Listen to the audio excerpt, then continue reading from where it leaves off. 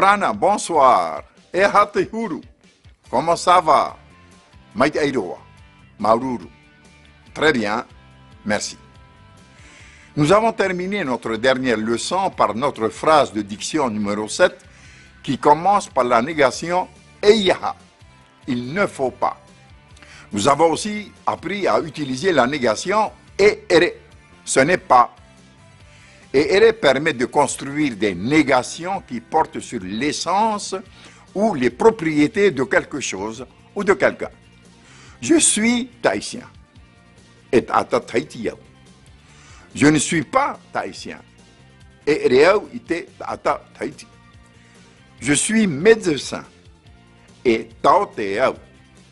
Je ne suis pas médecin. Et reau ite tao te.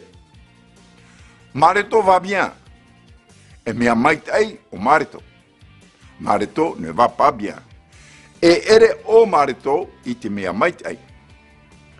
Maintenant, la négation aita. Elle permet l'absence ou la non-existence de quelque chose. Il n'y a pas. Aita et tata, il n'y a personne. Aita et pea, il n'y a pas de problème. Aita te taute. Le médecin est absent. Aita te taute itamai. Le médecin n'est pas arrivé. Aita o pito ite fare. Pito n'est pas à la maison. Aita te taute ite fare mai.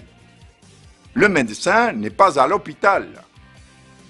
Quand la négation aita devient eita, aita et eita permettent de construire les négations qui portent sur l'état ou sur l'action.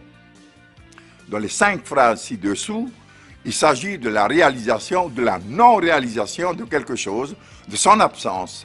Et les linguistes appellent cela un procès synonyme de processus.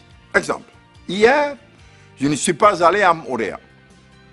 Inanhai, aita vau, ihaere, passé composé, Moréa. Demain, je n'irai pas à Moréa, futur, ananhai, eita vau ihaere, futur, Moréa. Je ne connais pas Marito, jusqu'à présent. Aita vau I matau ya Marito. Je n'ai pas d'argent, absence d'argent. Aita tau et moni. Je n'achèterai pas le bateau futur. Eita vau e ho mai te poti.